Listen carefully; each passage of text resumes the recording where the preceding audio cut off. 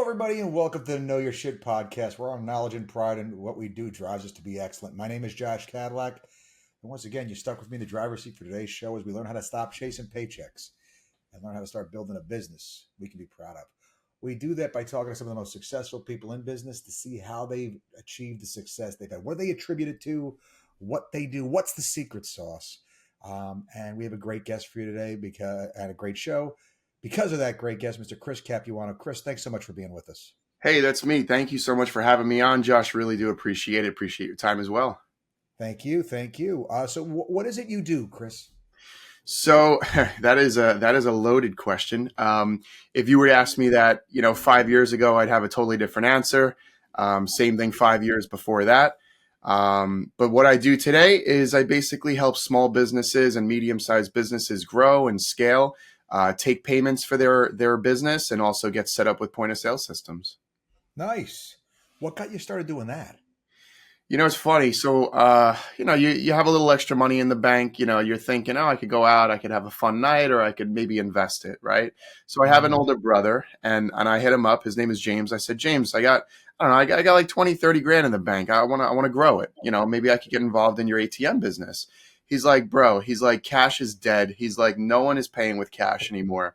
He's like, you really got to start looking into, the whole credit card business. Every time someone uses a credit card, a lot of people make money.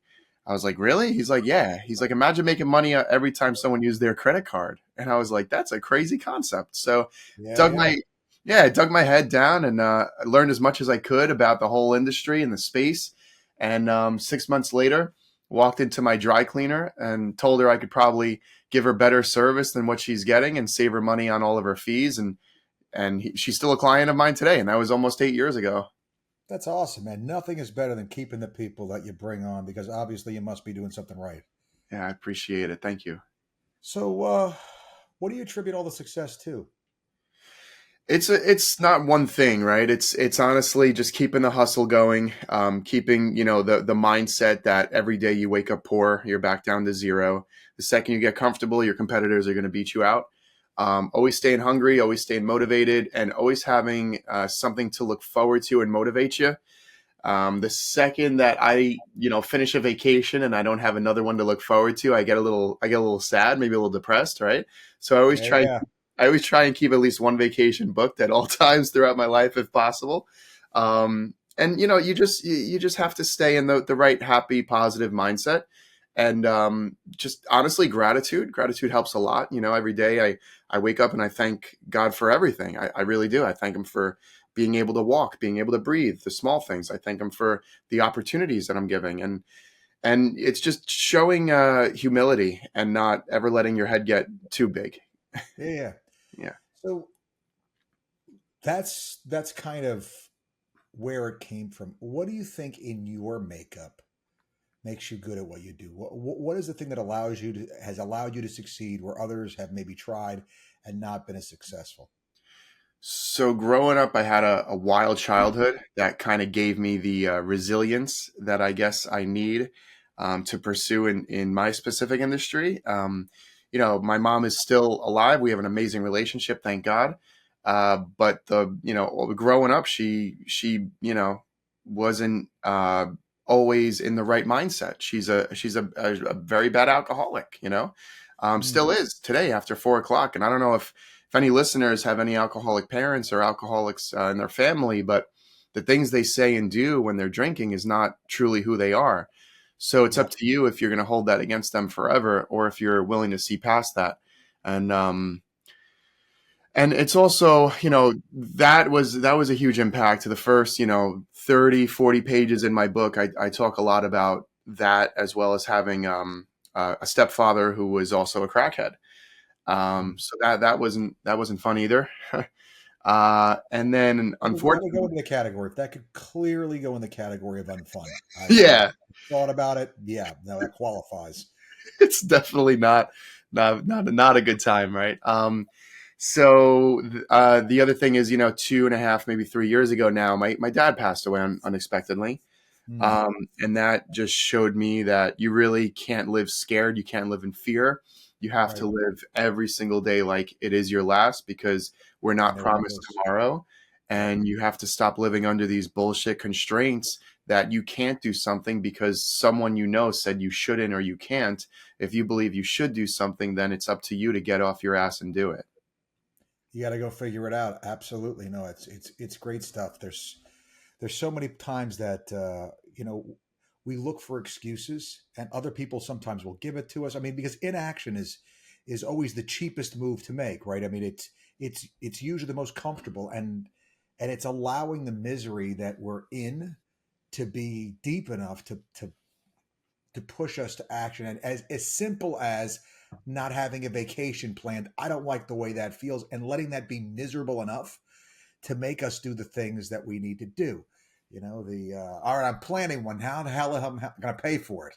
Well, that's going to make me have to figure it out, right? And it's these little mental games that we have to play with ourselves to keep ourselves on the rails. So yeah, man, that's great. So the book, tell me more about that. What prompted you to write it? And I know it's got a little bit of your story in it. What else can somebody find in there?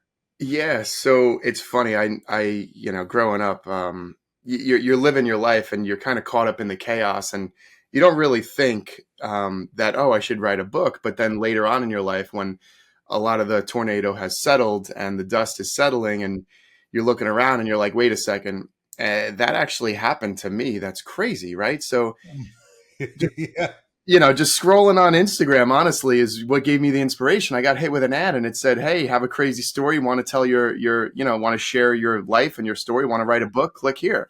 I clicked there and I booked an amazing 4-hour Zoom with this great company called Peaceful Profits. And they actually asked me some amazing, amazing questions. And they made me cry. They made me laugh. They made me scratch the back of my brain and think of things I haven't thought about in 25, 30 years. And they were able to really pull out really good context for the book. At the end of the Zoom, I got emailed a great starter, hey, these are the suggested chapter titles. These are, a paragraph or two for each chapter. And then I took it and I just rolled with it. And Yeah. I just committed. It was so easy to stop almost every time I was doing it. Every time you're looking down. I don't know if have you ever tried to write a book or no? My third one is coming out in a couple of weeks. Yeah, there you go. Is it not the first book? Let me ask you, was the second and third book easier than the first? Yeah, well, I mean, the first book I self-published, and so you don't quite have the gun to your head. The second one, McGraw-Hill, came to me. We went to them, and they wanted the idea, and so it's different. They hand you a big check and say you have this long to get it done, and for me, that is the gun to my head, because like you don't miss a deadline when you grow up with a dad like mine. Your life hinges upon doing what you're supposed to do when you're supposed to do it. Yeah, So absolutely. like I'm immediately like planning out to make sure that I get this done, in advance. Actually, I got it done. I wrote the whole book in about 6 weeks. Oh, damn, good for you. The second one, the first one took me a year, Yeah, maybe more. I think I took a year off in the middle. My position is this, Chris.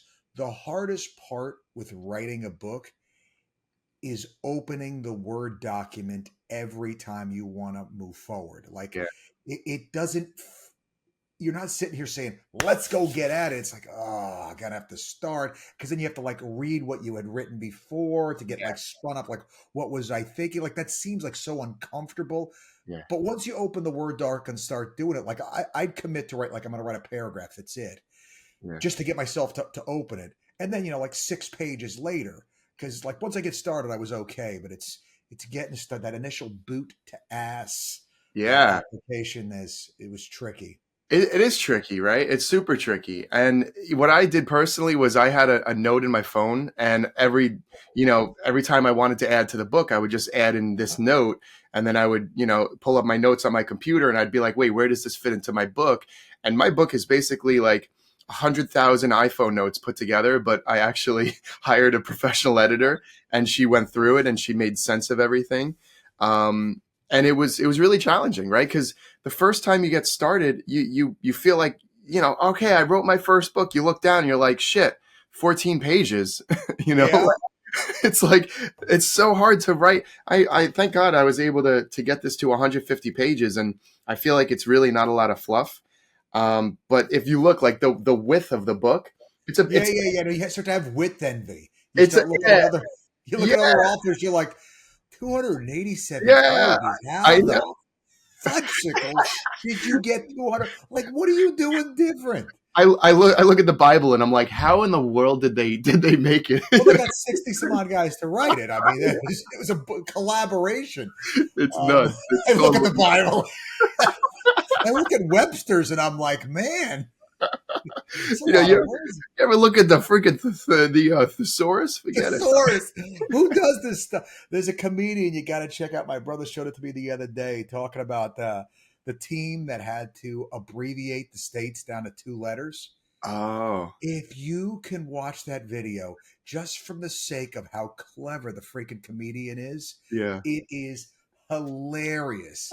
I mean, like, I don't know that it's like super laugh out loud funny. It's more like internally, this is so smart and so well done. I love that. Um, really, really good. But yeah, man, um, it's a thing. Like, who the hell can do this? You got the gift or you don't. Although I think it's a practice thing as well.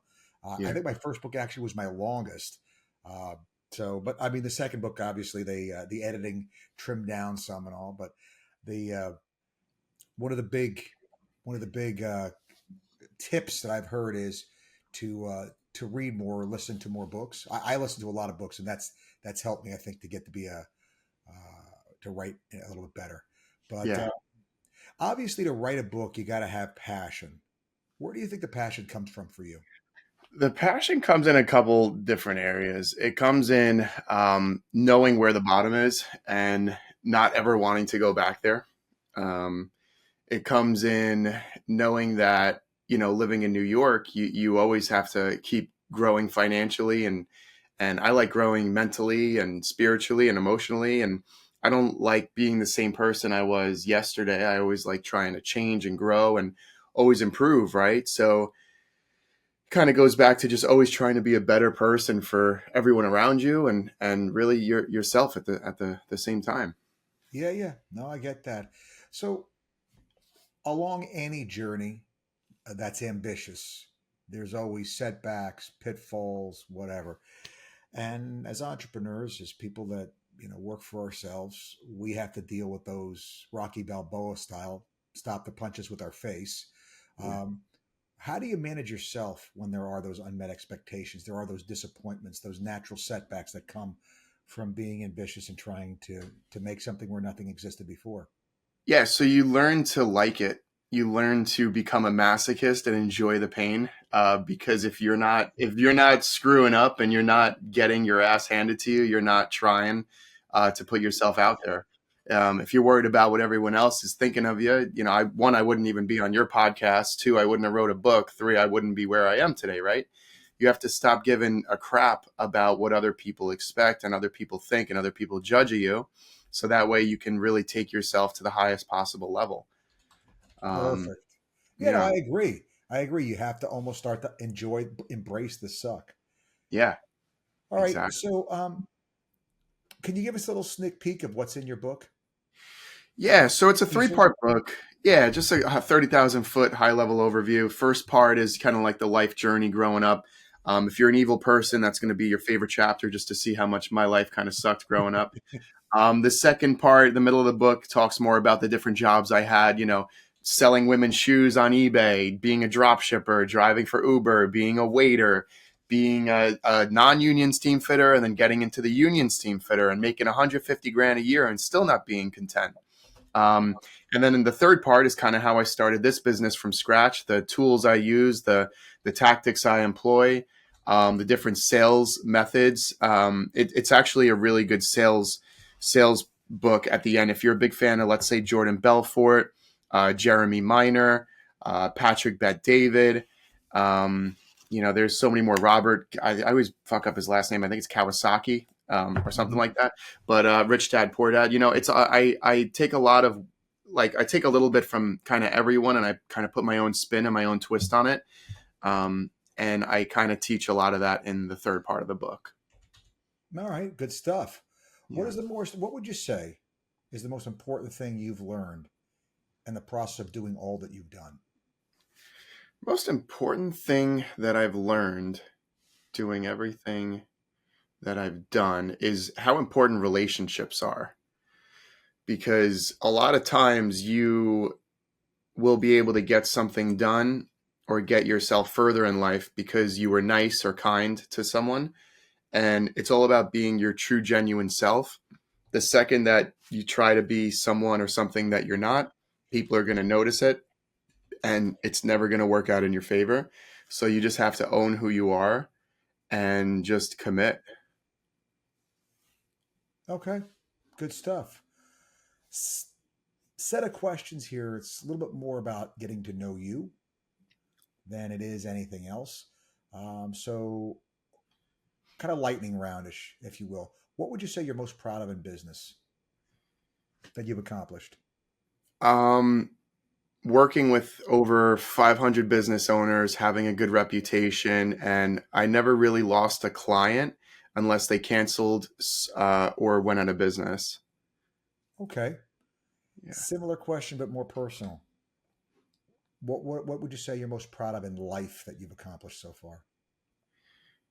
Finding my life partner, my wife, been with her for almost 14 and a half years. Met Congrats. her, thank you. Yeah, met her before I was legally allowed to drink. And we're still together today, and it still feels like I met her just last week. So having a really good, strong connection there. That is a wonderful, wonderful thing to hear. Uh, if you were going to give the people listening one piece of advice, what would it be? Hmm. Do what you want to do, and cut out all the noise.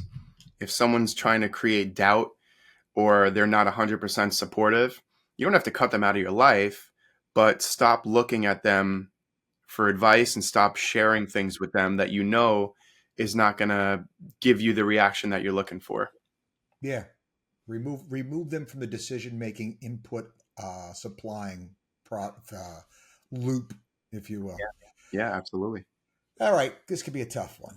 What one book would you recommend? If you had to pick one book, what's the book? Yeah. Okay. It's not that hard for me because I'm obsessed with sales. The book that kind of jump started my voyage to trying to read, a book a month was Jordan Belfort's Straight Line System. Wolf Okay. of Wall Street came out, and he's from Long Island. I'm from Strong Island, right? So instant connection there. And he was one of, I think, the first people to really harp on how important tonality is in sales Hmm. and the different tones of voices, and then you have Chris Voss with his late night DJ FM voice, and he used to be in the FBI and he was a hostage negotiator. So Yeah. he spins a lot on Belfort's tonality, I feel like, as well. And I don't think he's really given enough credit, man. Like it's so important. Like when you're talking with someone, if your tone sucks, you suck. You could Yeah. say nothing and have a good tone, and that's better than saying a lot and having a monotone. Yeah, no, I could see that being true. I mean, a lot of times we chalk it up to confidence, um, but it is a a critical piece to conveying that, right? Yeah. It's like the unspoken piece that is in there. Like if you feel confident, your tone tends to be better. If you're smiling, if you have, like, one of the things I always tell people in sales, set things up. If you know you're going into a high pressure situation, always give yourself something to look forward to afterwards, regardless of how that situation is going to go. So even if they start to hammer me, right, and like start to get a little bit nervous, like I can feel inside, I'm going to start to lose where I need to be the best I can be. I remind like for me, I promise myself I'm taking myself for ice cream no matter how it goes. I love it. I'm sitting there, you start to, I'm getting hammered, right? All of a sudden, I remember I'm getting ice cream later on, and I'm Yeah. back in because I don't care how this goes anymore, right? Love it. I've released myself from the consequences, being constrained by the consequences. No matter how this goes, I'm going to be happy when it's over. And so when you're Exactly. playing with the house's money, and I don't, I haven't read Belfort's book, and I'm going to based upon this conversation, but Yeah. um, yeah, I think that that tone, I know it changes based upon that. So I'd love to take and see the direct correlation a little better. I've never thought of it just strictly from tonality standpoint, but Yeah. I know that that changes with anxiety, with all the other things that we deal with Yeah. as salespeople. Absolutely. So good stuff, man. Thank you, Jordan Belfort. I will definitely check out a book. Yeah, and go on YouTube so you could actually hear the different tonalities. Okay, yeah, we'll do. It's a thing. It's going to happen. I'll make a note and everything. Perfect. All right. If that one's not tough for you, then the next one may be, because these are the two that sometimes favorite movie of all time. Terminator 2, without a doubt. Should Arnold not have won an Oscar for that movie? Yeah, dude, he won an Oscar in my opinion. There's no better movie to ever be created. Okay, so that's number one. Number two, I'm going Titanic. Number three, I'm going Avatar. I think I think James Cameron was the director for all three, if I'm not mistaken, right? All I know is by the time that Terminator 2 was done, I believe he was a cyborg. He did such a great, and the lines in that movie are Oh yeah, so funny. I like, promise you won't kill anyone. yeah. He You goes and can't. blows the guard's legs out. Yeah, He's he's like, like you what's can't wrong just with you? He'll live. I was like, just so concise. you can't just go around killing people. Why? Because you I just can't. know. Okay? Why? Because Oh it's my not the god. right thing to do. Why? It's such a good film, and I mean Arnold's lines are so, but they're perfect. They're It's so good. perfect. It's perfectly It's done. funny. I suck at remembering lines from movies. So when all my friends are like, "Oh, Terminator 2, what's your your favorite line from the movie?" and I'm like, "Dude, I only know one. It's like I'll be back." But like that doesn't mean I don't like and appreciate the movie. But I'm not the guy that remembers specific Yep. lines. Yep. But it's my But brain is wired. when somebody cues you up, you Yeah, remember them yeah, because you see. exactly, Yeah, I exactly. remember watching it like for maybe the second. Like I watched it in the movies, and then I'm watching it like years later with some friends, and I'm like, this is just an incredibly like a good movie. There's nothing extra. It's just cleanly well done, and the Yeah. acting is perfect. Yeah, the Uh, actors and the actress is the woman in the movie, John Connor's mom. She was like the most badass bitch. Linda, I'm drawing a blank. Yeah, she was like, this was like before Fast and Furious. She was like just a badass chick, and she was like in jail doing the pull ups, right? She Yep. jacked. It was so cool, man. Such a Yeah. great movie, and that was like the first movie with like killer killer surround sound. So I remember being like 8 years old, being in my aunt's house, and he just got his new surround system, and every 4th of July you go down and they're blasting it with the big screen TV. Yep. Oh my god, what a time! Yep. All right. Famous person in history you'd want to meet if you could. The most famous person in history I'd want to meet if I Famous could. person in history you'd want to meet. Huh. This has changed over the years. Of course it has. I used to really be into music. Um, you know, uh, It's amazing how that kind of goes away. Music was your yeah, life, and then you kind of yeah, other things kind of fill the gap. it's still the fire inside of me that's burning. I can't wait to, buy a house and actually build a house. I'm building a house. Can't wait for it to be done so I could just set up my drum set. I haven't been able to play drums in like 5 years, but Hmm. that's a hard one, man. That's a really hard one. Oh man, most success. I don't know. It's like recently I'm trying to dive more into sales. So I mean, he's not really extremely famous, but I would really love to like ping Jeremy Miner's brain. I've just been like engulfing myself in a lot of his content, and I would just love to like kind of. I feel like he's so ahead of the curve with everything. I'd love to meet him so I could know what I could expect on like my radar over the next like 5 years when it comes to sales. Hmm. Good Yeah, stuff. yeah, maybe something like that. All right. Similar question, but more personal. What person from your past would you want to sit down with and have lunch with today if you could? My past, meaning I've met and I had a relationship with them. Yeah. Huh. And I want to sit down and have lunch with them. I mean, I would say my dad. Yeah. I Yeah. I would say the same thing. Yeah. All right. What one piece of advice would you go back and give a younger version of you? Piece of advice. Like you said earlier, Josh, you got to embrace the suck. You got to keep on trucking. Like Dora said, you got to just keep swimming, right? You're going to get carried in riptides. It's going to feel like days are going to never end. Mm-hmm. And other days you're going to blink. You're going to be laying in your bed, falling asleep and being like, where the hell did today go? It went so fast. What happened? Yeah. Yeah. So I always, something I like to do as I fall asleep is I like to recap the day in my mind and, thank God and just kind of replay everything and be grateful for the entire day that just unfolded. And I also like to kind of prepare what tomorrow might look like. Oh yeah, yeah, yeah. No, I usually do that in the morning Yeah. before I get out of bed. I do a brief like, all right, this is what you got to do not to suck tomorrow the night before, but like, all right, how the hell are we going to get this done before like feet hit ground to make sure that I've thoroughly informed the staff of what the CEO expects to get done, so Yeah. I have reasonable expectations with myself. Um, all right. If you had to pick somebody, who would you pick to have in a foxhole with you? If you had to To be have a stuck, what? if you had to be stuck in a foxhole taking fire, who would you pick to have in there with you? I have to say my dad again, only because he was in the Navy and he's bigger than me, so he would be a good bullet sponge. Hey, Dad, you can take this one for the team. I feel like he could take like a bullet and just keep shooting. He'd be like, that didn't really hurt. I'll deal with that later. A scratch. Uh, all right. What do you do to unwind, Chris? Yeah. So I try to disconnect by going into nature, going on walks.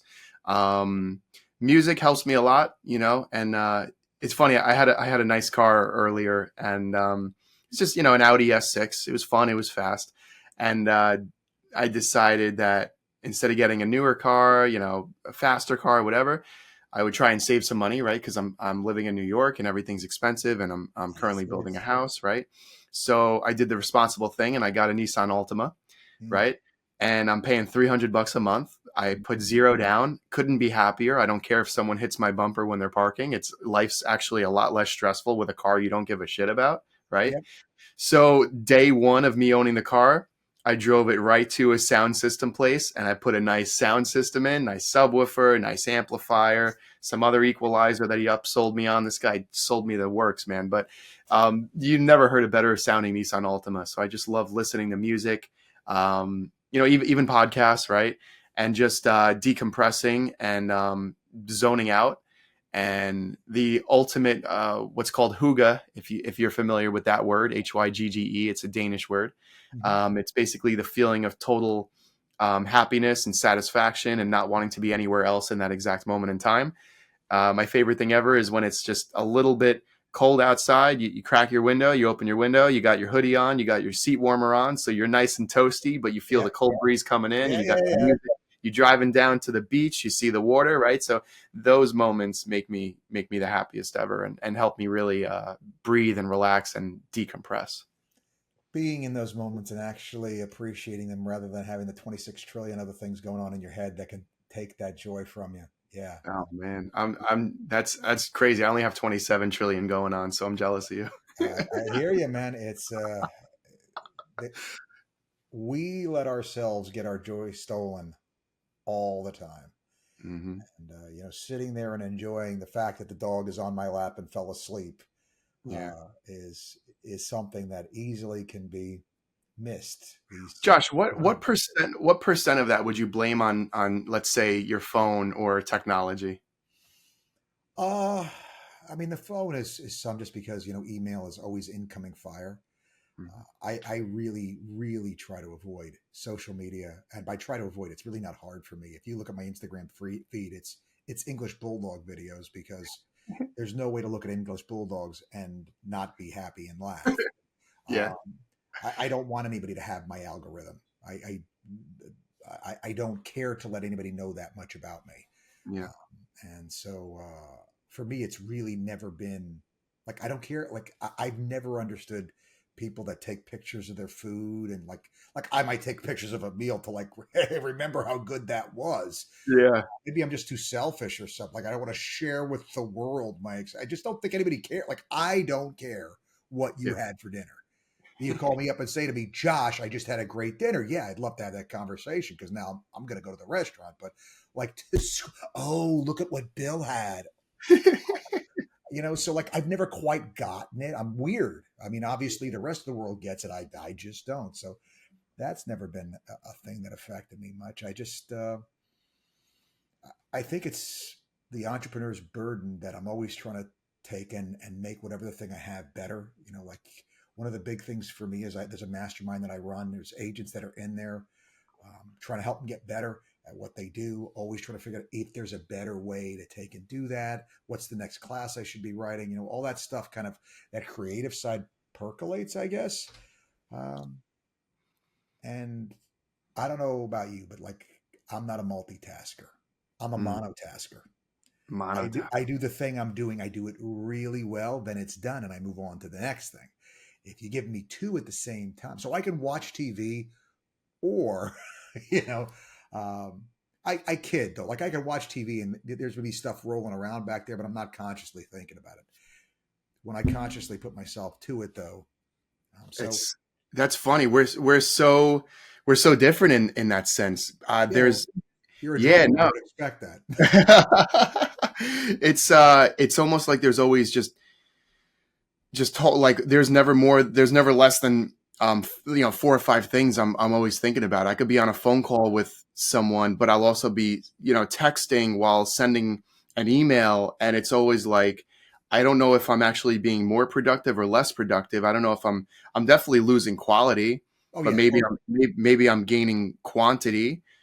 So maybe in certain situations when it doesn't need 100% quality. See, it's like, would you rather be 100% quality based, or are you okay with maybe doing 70% as good of a job, but you're getting 50% more done, something like that. So certain, It's got to be an assessment of the task at hand because I would agree with that.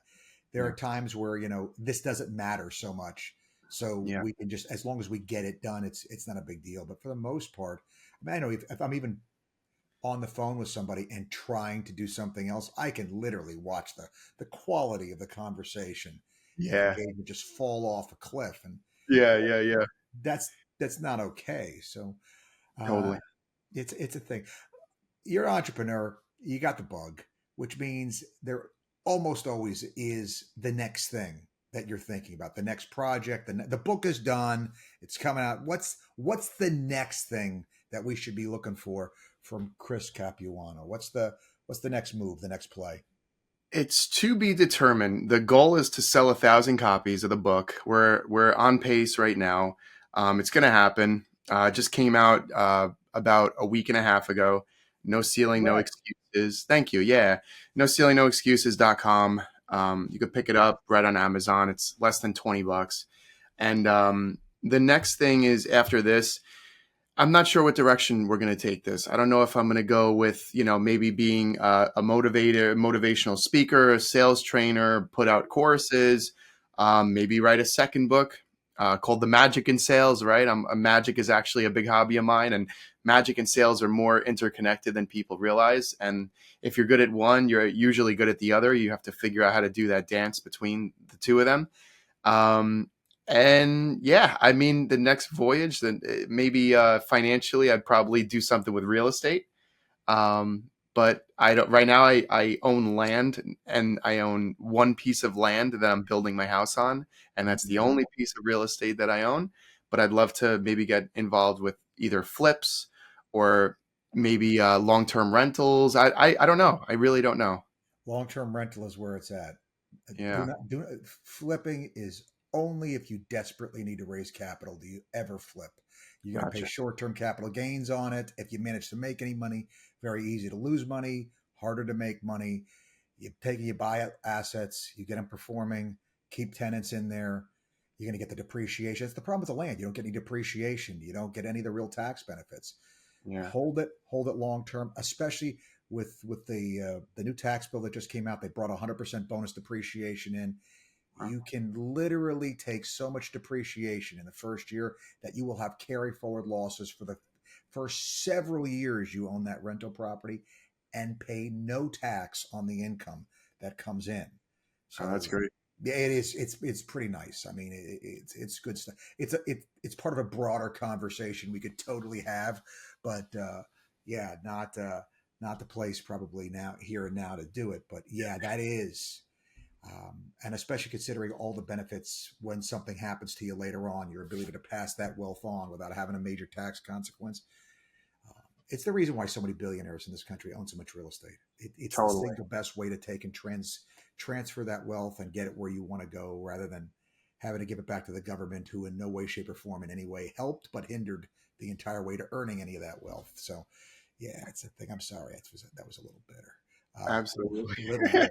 I know. I liked it. I liked it. Yeah, and I don't like writing checks to IRS. I don't like, where the hell were they when I was working on to make any of this shit?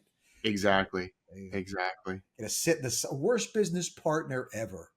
Let's Yeah. not like, you lose money.